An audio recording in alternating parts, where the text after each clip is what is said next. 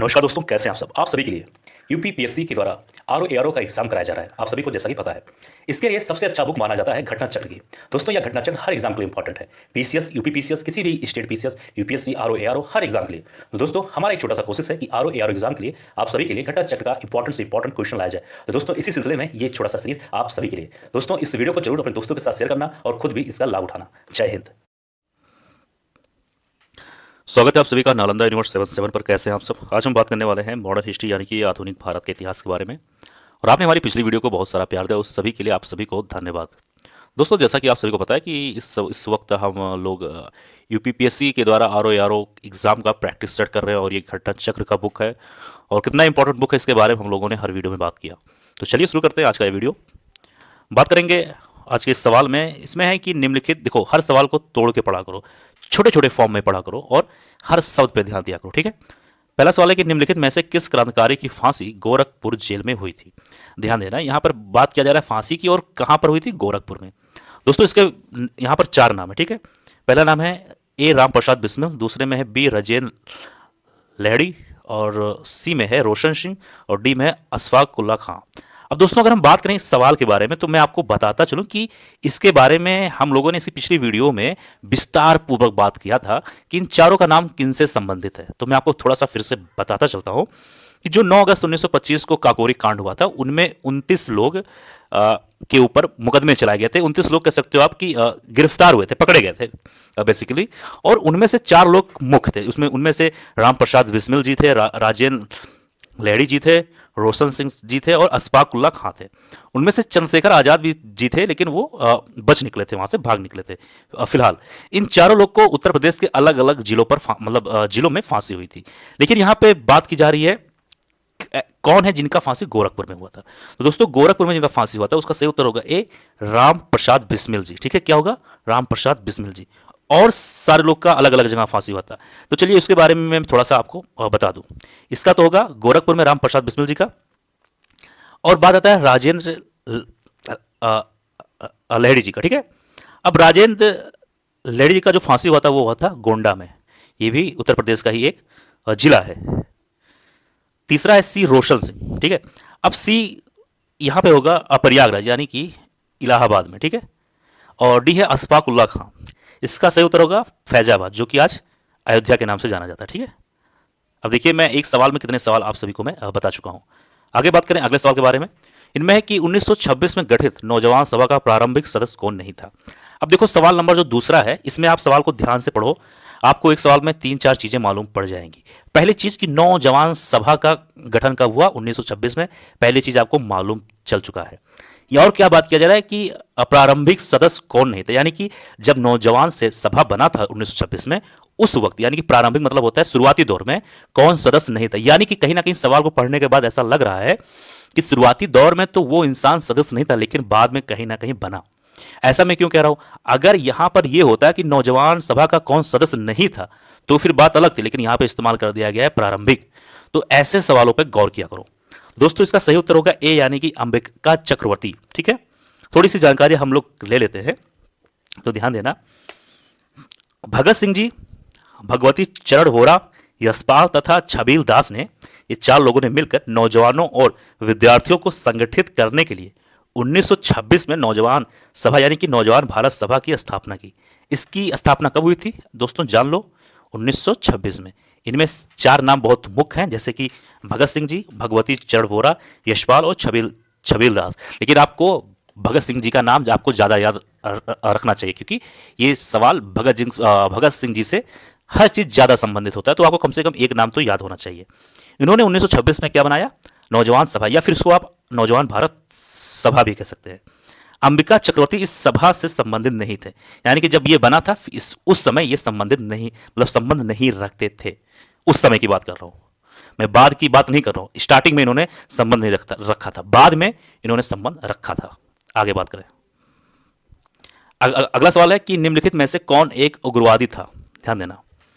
तो दोस्तों, इस सवाल का सही उत्तर होगा ऑप्शन नंबर सी यानी बिपिन चंद्रपाल। उग्रवादी पूछा गया है। तो एक उत्तर और भी होगा, इसमें 2-3 नाम और होंगे, जैसे कि बिपिन चंद्रपाल, लाला लाजपत राय, बाल गंगाधर तिलक, ऐसे ये सब नाम उग्रवादी नेताओं में आते थे। यानी कि इनका कहना था कि हम जो आज़ादी लेंगे, स्वराज लेंगे तो अपने हक से लेंगे, किसी के सामने भीख मांगकर, प्रार्थना कर कर, जो पहले कांग्रेस करती थी, इनका ऐसा दावा था। उस तरीके से हम लोग आज़ादी नहीं लेंगे, उस तरीके से हम लोग आज़ादी एक्सेप्ट नहीं करेंगे। खैर ये कहीं ना कहीं ठीक भी विचार एक हिसाब से माना भी जाता था उस वक्त। तो दोस्तों इसका उत्तर आपको मालूम हो गया, सी। अब इसके बारे में थोड़ी जानकारी ले लेते हैं। जो मैंने बताया बस वही चीज़ है।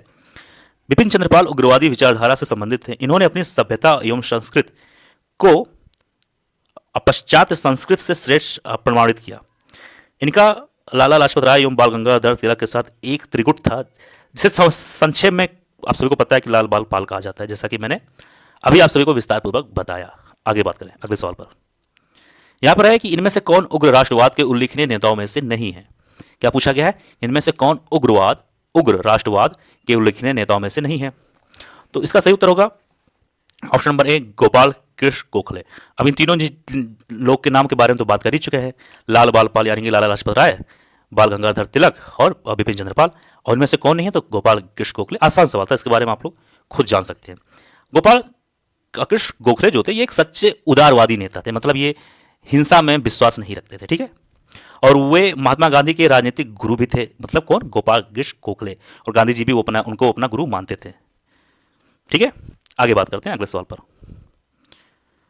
इसमें है कि निम्नलिखित में से किस महिला क्रांतिकारी ने दीक्षांत समारोह में अपनी उपाधि यानी कि डिग्री ग्रहण करते समय, जब उसको डिग्री दी जा रही थी उस समय, अंग्रेज गवर्नर यानी कि कुलाधिपति पर गोली चलाई थी?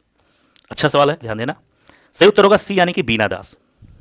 यह बात दोस्तों फरवरी 1932 में बीना दास ने दीक्षांत समारोह में उपाधि ग्रहण करने समय पर बहुत नज़दीक से गवर्नर पर गोली चलाई थी उस वक्त। क्या नाम था? बीना दास। आगे बढ़ते हैं अगले सवाल पर।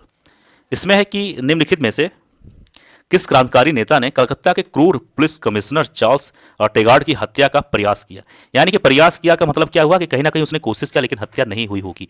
खैर अब देखो, मुझे नहीं पता, जान लो कि मैं एज अ स्टूडेंट मुझे इस सवाल के बारे में नहीं पता, लेकिन मैं इस शब्द से ही ये अंदाज लगा सकता हूँ, अंदाजा कि उनकी मृत्यु नहीं हुई होगी, क्योंकि यहाँ पे लिखा है प्रयास। प्रयास मतलब क्या हुआ?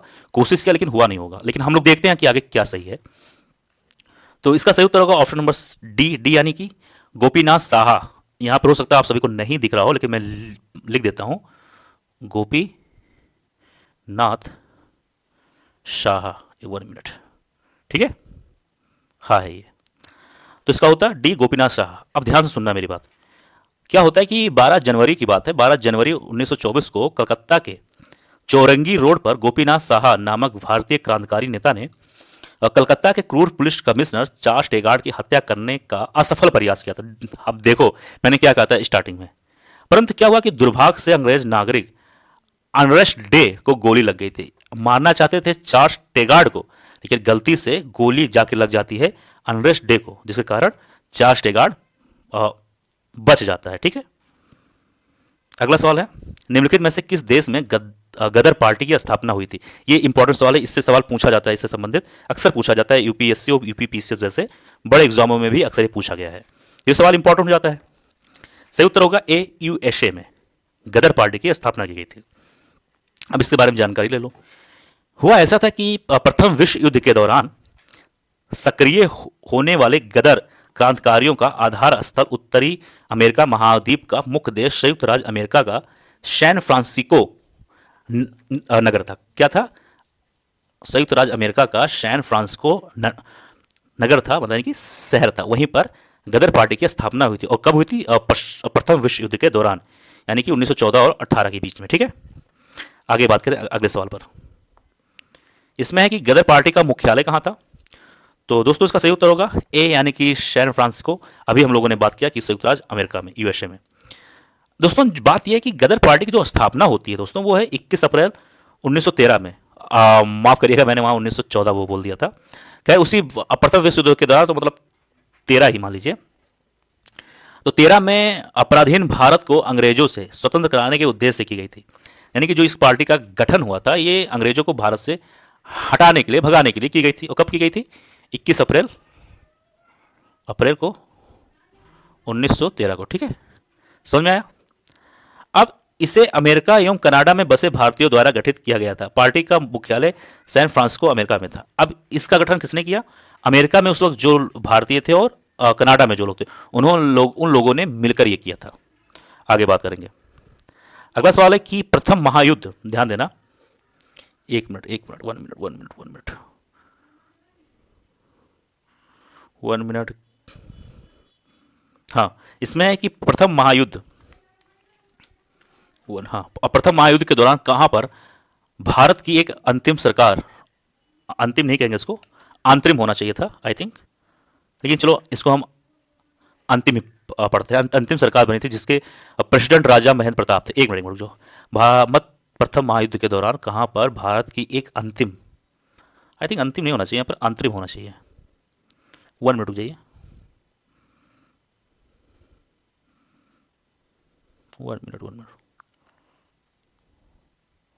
हाँ, यहाँ पे अंतरिम होना चाहिए यार, वही मैं सोच रहा हूँ, अंतरिम मतलब अस्थायी होता है, ठीक है। तो प्रथम महायुद्ध के दौरान कहां पर भारत की एक अंतरिम सरकार बनी थी जिसके प्रेसिडेंट राजा महेंद्र प्रताप थे। खैर ये भी सही माना जाएगा, लेकिन अंतिम नहीं होगा, अंतरिम उसको पढ़ते हैं, बोलते भी हैं। तो इसका सही देखो, इसमें 4 नाम है। पहला है, एक मिनट जो, ए अफगानिस्तान, बी है जर्मनी, और सी है सिंगापुर, डी है तुर्की में। तो इसका सही उत्तर होगा option number, 1 minute, option number A होगा, अफगानिस्तान में।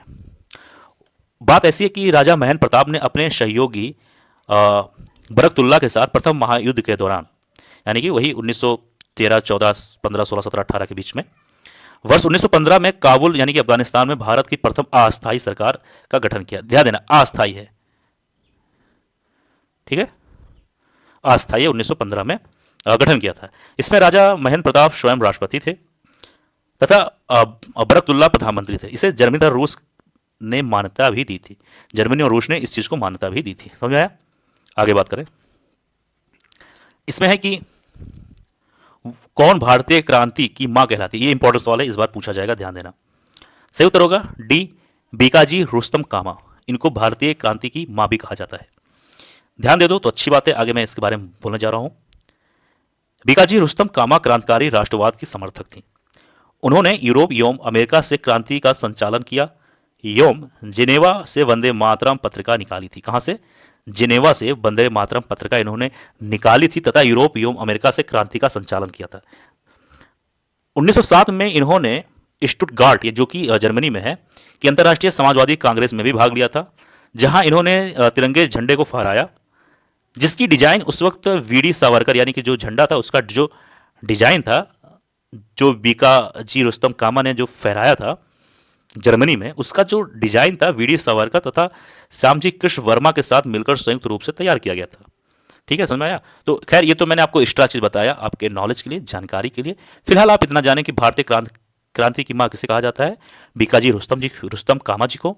इन्होंने वंदे मातरम पत्रिका जिनेवा से निकाला था और यूरोप एवं अमेरिका से क्रांति का भी संचालन इन्होंने किया था।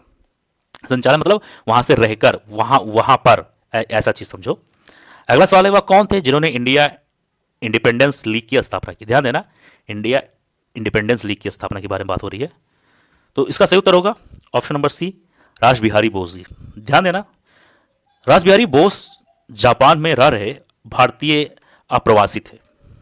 28 से 30 मार्च के बीच में 1942 के दौरान राजनीतिक समस्याओं पर विचार विमर्श हेतु इन्होंने टोक्यो में भारतीयों का एक सम्मेलन आयोजित किया।